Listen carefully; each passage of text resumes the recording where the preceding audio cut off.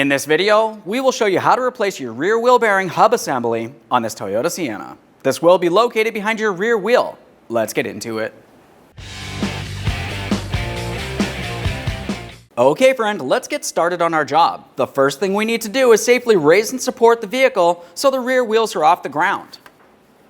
Once you've completed that, we'll be removing the wheel. To do that, remove all 5 of your 21mm lug nuts and then you can pull the wheel off of here.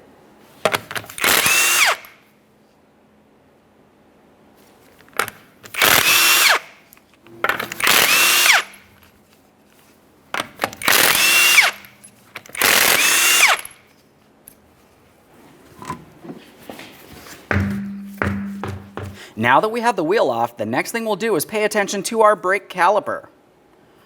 For this, we want to make sure that we push back our caliper piston enough that we'll be able to remove the caliper from the area. We'll give it a close inspection and set that aside.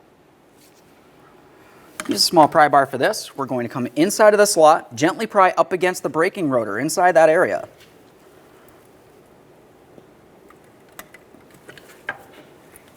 Once you do have movement from that caliper, we'll be making our way to our caliper slider mounting bolts. When doing this job, it's important to thoroughly inspect your brakes. To remove your caliper slider mounting bolts, we're going to be using a 14mm.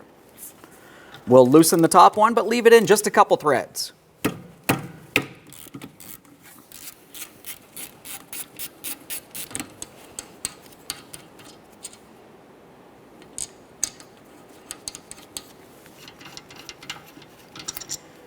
Inspect your mounting hardware as you remove it. Replace it as necessary.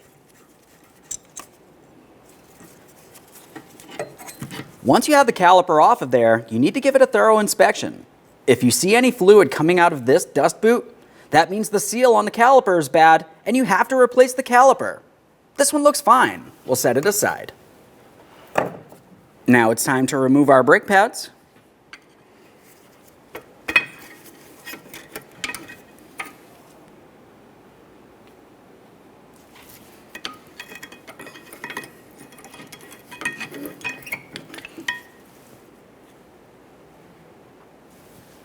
As you can tell, these brakes do need to be replaced. It's a good thing we checked.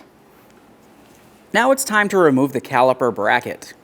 For this, you're going to find that you have 2 17mm headed mounting bolts holding it in place. You know what to do. We'll loosen the top bolt, leave it in just a couple threads, and then fully remove the other bolt.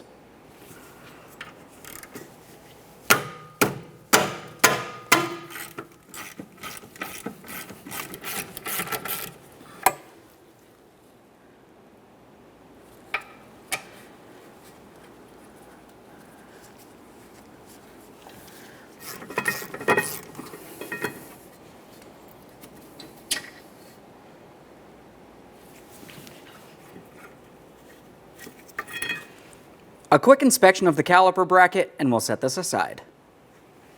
Let's move along to the outside of the brake rotor. If you were to look at the face, you're going to find that you have an adjustment port cover on here. This is just a rubber cover. We'll use a small pick or screwdriver and pop that out of place. A quick inspection of that cover, you will be reusing it. Now the next thing we're going to do is remove the brake rotor. If you found you had a hard time removing this, it's typically due to the fact that the emergency brake shoes, which are on the inside, are hitting up against the rotor. If that's the case, you need to carefully turn the rotor until the port is aligned with the adjustment down along the bottom area here. Once it's properly aligned, you could use a skinny flathead screwdriver, come directly inside here, and make the proper D-adjustment to be able to slide the rotor off.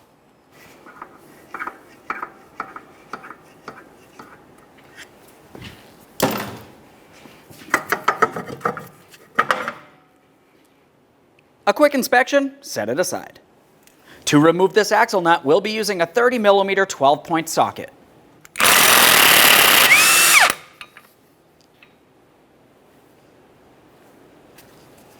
Continuing on, we're going to separate the axle from the wheel bearing assembly. Do that using a hammer punch right in the center here. Once you've confirmed you do have movement from the axle and the wheel bearing there, we'll continue on along the inside area to remove our mounting hardware holding the wheel bearing in place. Since the hardware is a little bit hard to see back there, we'll have a look at the brand new wheel bearing. You can see where each one of the mounting ports is located. You have 2 along each side of the wheel bearing. It's the same exact thing, except on the inside here. We'll use a 17 millimeter for each one of these mounting nuts.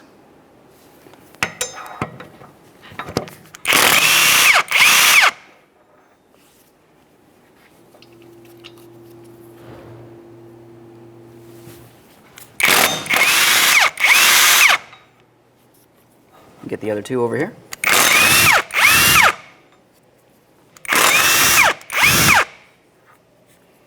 At this point, what you're going to find is the wheel bearing itself is stuck inside of the backing plate area. If this is the case, you're going to have to at least remove the rearward emergency brake shoe so you can gain access and carefully start separating the bearing from the backing plate. Now with that said, we're going to start at the anchor point. For this, you could use some long nose pliers, grab onto this cup, to push it in, give it a little twist to align it, and pull this out of place. I have a specialty brake tool. Just going to press right in on that, give it a little twist as I mentioned, and now we should be able to pull that out. There's our cap, our spring, and then right behind that, we have our pin. A quick inspection of each of these parts. If it looks like anything's damaged, you want to go ahead and replace it. At this point, let's take hold of the lower portion of the rearward emergency brake shoe. You can see as I start pulling it rearward, it takes pressure off of the adjustment portion. We'll just take hold of that adjuster, pull it right out of place. Slide that together. You want to double check to make sure this isn't rotted and stuck in any way. This one still has good movement. We'll set it aside. With the emergency brake shoe pulled away from the backing plate, you should be able to have a look directly in this area. We're looking for the base of the wheel bearing in comparison to the backing plate itself. We need to carefully make our way between there and gently start separating it.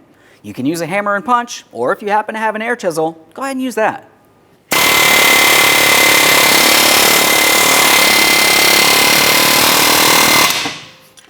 Let's follow the shoe all the way up to the upper mounting point. We're going to remove this upper spring.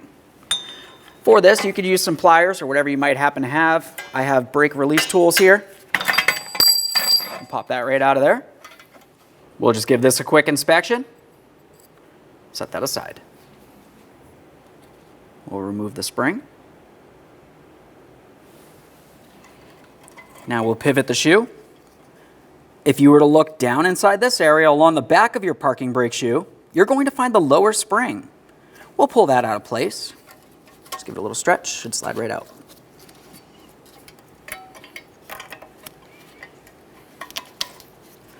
Let's start dislodging the forward parking brake shoe. We'll start up at the upper spring.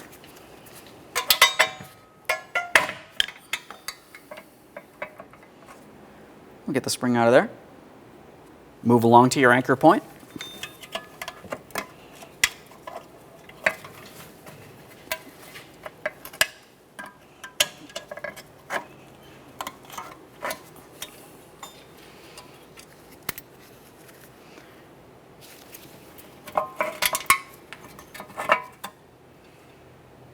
We'll set this aside.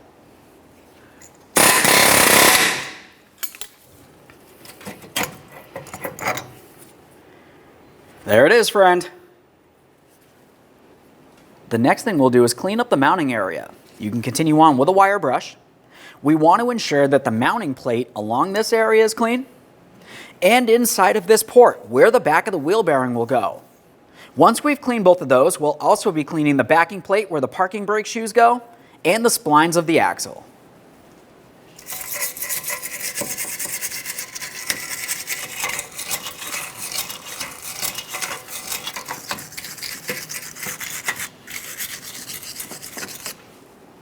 At this point, we're going to be using some parts cleaner to clean the area.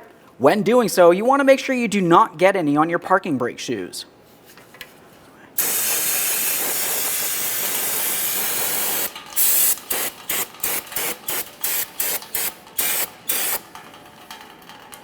The next thing we'll do is continue on with some anti-seize. When we're applying anti-seize, the area we want to focus is directly inside of this hub area where we had to clean out. That's the area where the bearing's going to slide into, and what we're trying to do is prevent it from getting stuck in there for in the future.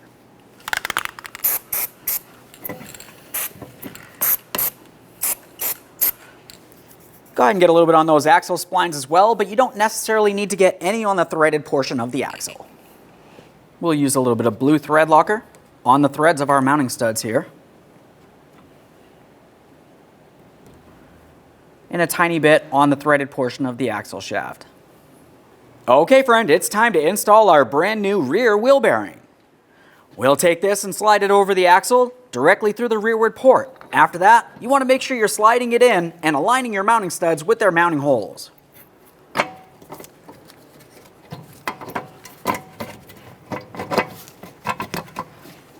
We'll slide that into place. Continue on with your 17mm mounting nuts. We're going to start these on. Once all of them are started on, snug them up and torque them to 66 foot-pounds.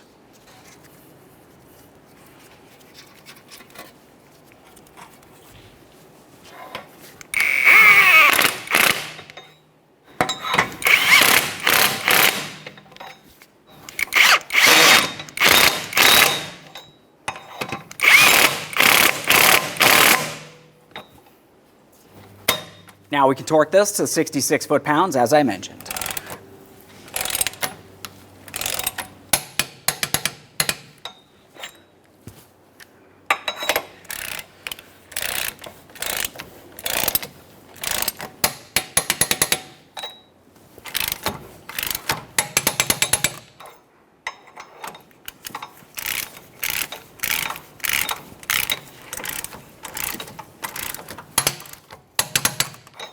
For good measure, it's always a good idea to go around one more time. We just want to make sure that the bearing's completely seated up against the backing.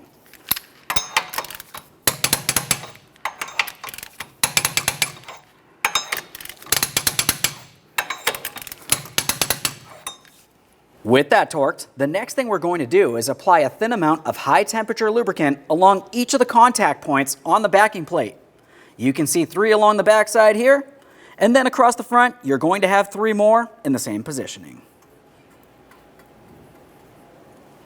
Now it's time for the parking brake shoe. When we go to put this in place, there's a couple things that we want to pay attention to.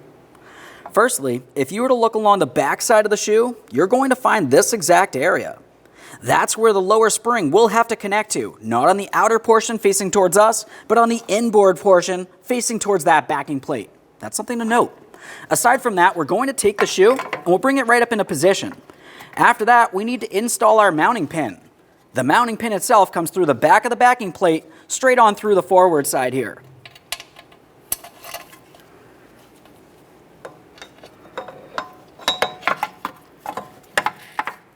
At this point, I can see the pin facing through here. For me, when I'm doing this, I like to have the pin so it's facing straight up and down. I'm just going to go ahead and give it a little spin.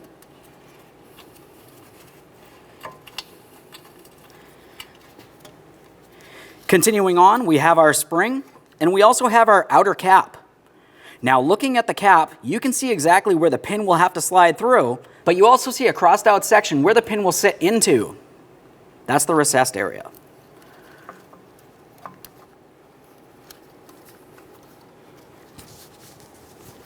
If you find you have a hard time making it into this area, go ahead and carefully spin the wheel bearing. Just be careful for any pinch points.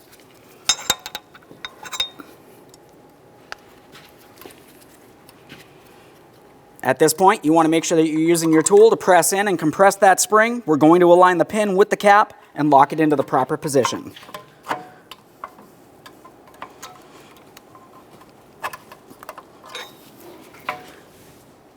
Have a close look in this area.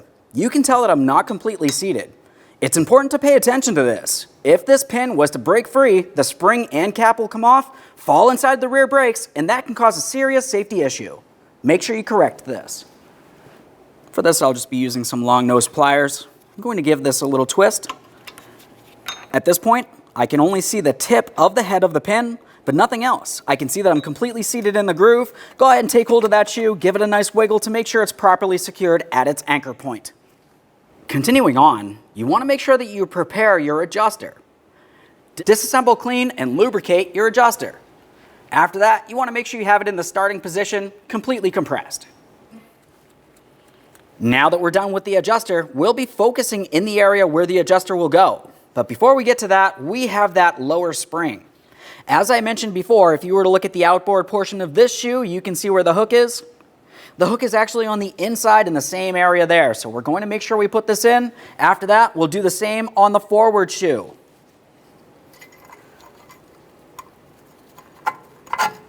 There we are.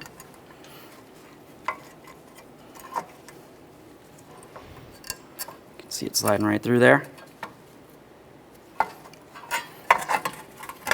Now we'll continue bringing this up into position, but we're going to have to spread this gap. While doing so, we're going to also install our adjuster. Let's make sure we have the threaded portion of the adjuster facing towards the rear of the vehicle while doing this. I'm going to slide that right along that groove of the shoe. We'll stretch the other one over here. Be careful, everything is under spring tension.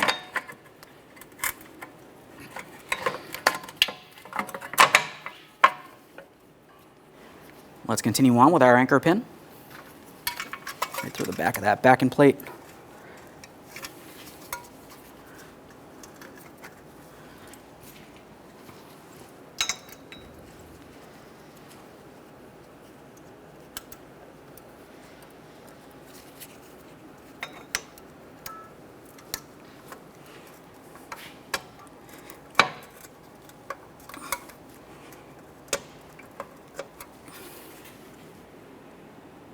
Once again, it's extremely important to make sure you're completely seated. Now we'll be continuing on with our upper rod and the spring. We'll take that and slide it over the thinner portion of that rod. It's really the only way it fits. Now when we go to put this in position in the vehicle, we want to make sure we have the wider portion facing towards the rear of the vehicle. When we do put this into position on the shoes, while holding it there, we need to continue on with our forward spring.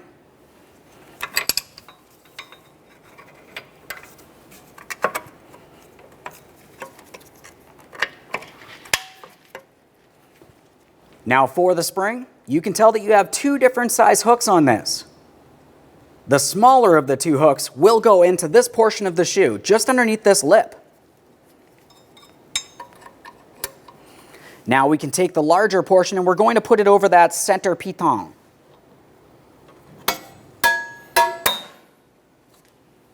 Take hold of that shoe. Confirm that the spring is completely seated. If it looks like it's off by even a tiny bit, go ahead and tap it on there. If the spring is stretched, give it a little squeeze.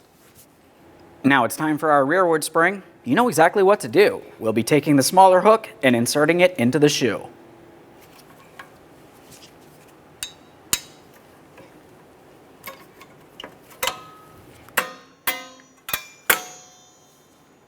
One last quick inspection in this area. And it's time for the axle nut.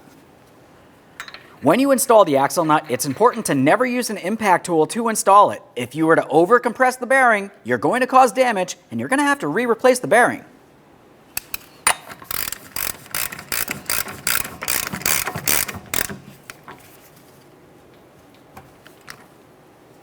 Once you have it snug, the next thing you need to do is torque this to 217 foot-pounds.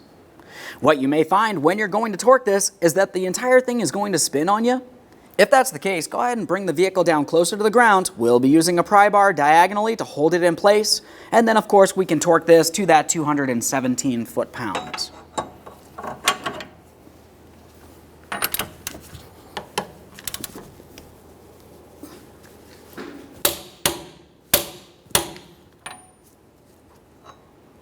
After you've torqued it, pay attention to the slot on the axle shaft. We need to use a hammer and punch and drive the nut into that area, locking this in place so there's no way it can loosen up on us while we're driving down the road.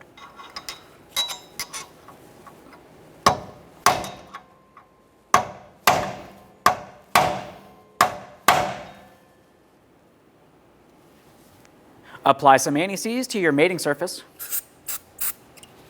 Just move this around.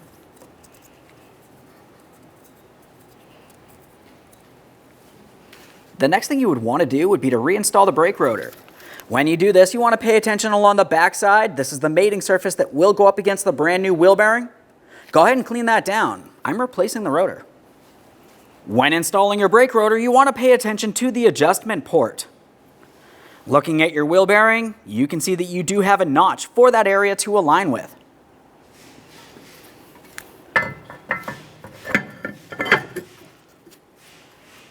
Once we're sure that that's properly aligned, we'll continue on with one of our original lug nuts to hold the rotor in place while we continue. Before we continue putting any more of the brakes together, we're going to adjust the emergency brake shoes. To do this, you want to make sure you have your adjustment port facing pretty much straight down. That's where you're going to find access to your adjustment cog. We'll continue on with a flat blade screwdriver or adjustment tool and just make adjustments as necessary. What we're trying to do here is be able to turn the rotor without any resistance, but you do want to hear a tiny bit amount of drag.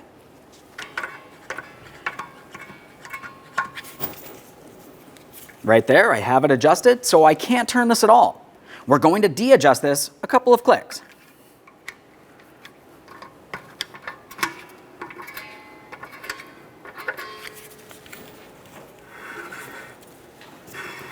Now as I spin it, I can hear a tiny bit of drag, but there's definitely no resistance. Something to pay attention to here is that if you have too much drag, that's going to create friction. Friction creates heat, causing things to expand, and your brakes might lock up.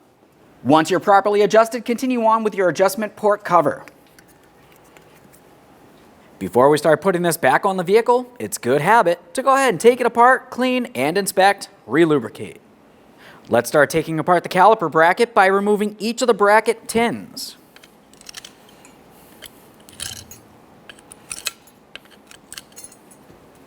You'll want to make sure you clean and inspect these thoroughly. With those out of the way, we'll continue on to our 2 caliper slider pins. For these, you want to take hold of the pin and the bracket, give the pin a light twist, and pull it out of the boot. Once you do have it removed, it's important to make sure that you clean and inspect the entire thing. You want to make sure the shaft area isn't rotted, which could restrict movement. Other than that, we'll also be paying attention up close to my glove fingers here. That is where the boot will sit. You want to make sure that's clean as well. There we are, I've got that pin cleaned.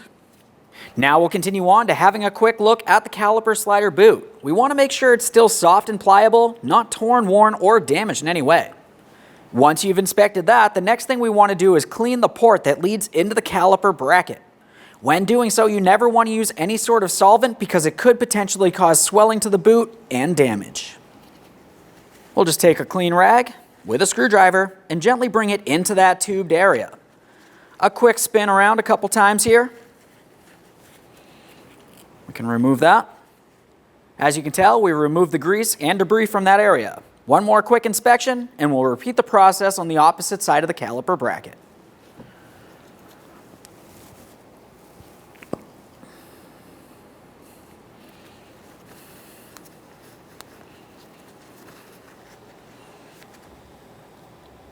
That pin looks good. Inspect that boot.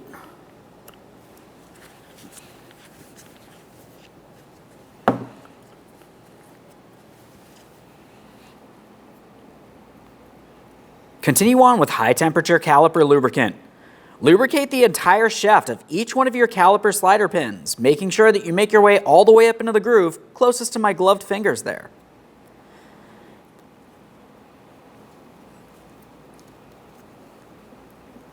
By adding lubricant inside of that groove, it helps prevent any moisture or debris from making its way inside the port.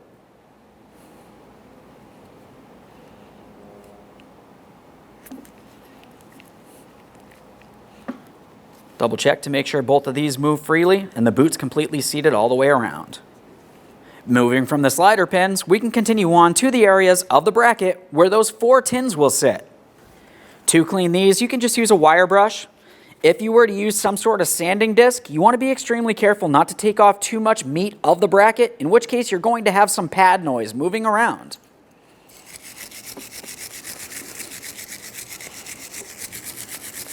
We'll give this area a close inspection, double check to make sure there's no raised areas, complete the same process on the opposite side of the caliper bracket. With those areas cleaned, we'll be continuing with our high temperature caliper lubricant. Lubricate each one of these 4 areas, 2 on each side of the caliper bracket.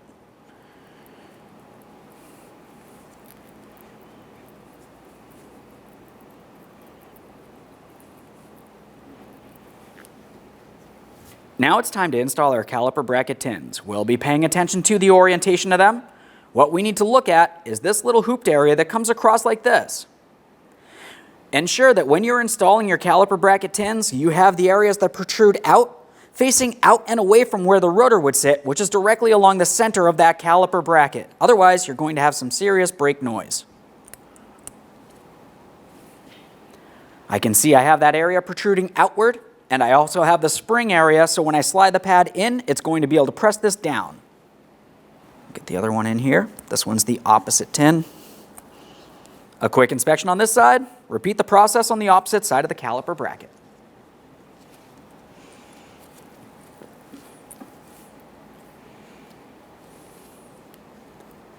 Let's get this over to the vehicle. When you reinstall a caliper bracket, you want to make sure that you clean the threads of your two mounting bolts and apply some blue thread locker.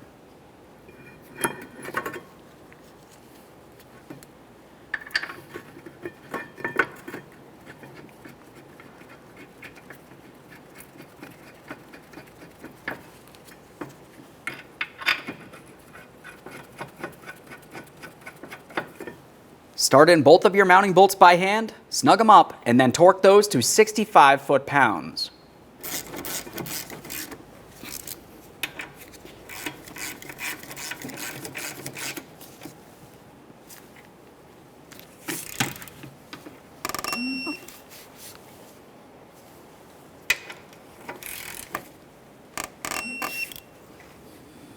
Let's install our brake pads. Ensure you have them in the proper orientation, and we'll slide these in.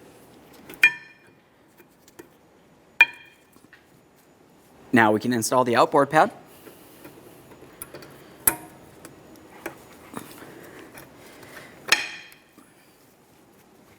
Double check to make sure each one of the pads can move around inside of the bracket. If you have to use a hammer to tap it in and it can't move, you're going to have a braking issue.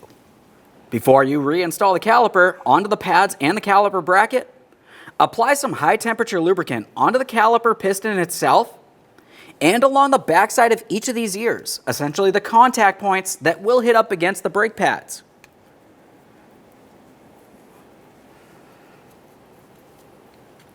This will help with vibration dampening and noise reduction overall. Now we can take the caliper, we'll put it in place. Once you do have it up here, you want to pay attention to the flex hose itself. Ensure that it's not twisted like a pigtail. That can cause brake fluid restriction. After that, we'll continue on with our brake caliper slider mounting bolts. You can see I applied a thin amount of blue thread locker here. We'll start them in, snug them up, torque those to 27 foot-pounds.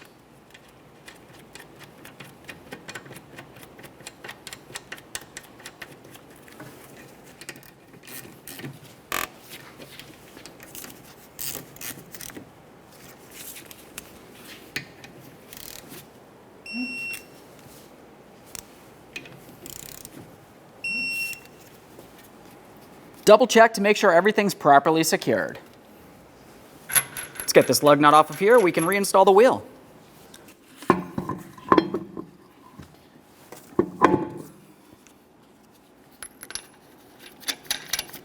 We'll get the wheel in place, start on all 5 of our 21mm lug nuts. After that, bottom them out. Get the wheel back on the ground and torque each of these lug nuts to 76 foot-pounds.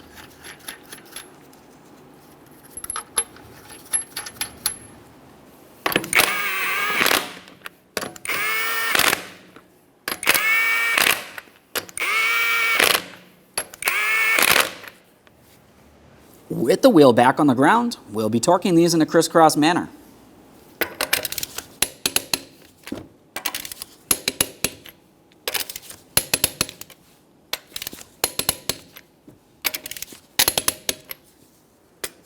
Torqued. Okay friend, we finished the installation of our rear wheel bearing. At this point, you want to go ahead and pump up your brake pedal, take your vehicle for a road test, listen for funny noises, and get yourself safely down to your local alignment shop. Thanks for watching. When only the best will do, demand TRQ. The only company that lets you view before you do. TRQ is committed to offering the highest quality aftermarket auto parts that are engineered for peace of mind. Thanks for using and viewing with TRQ.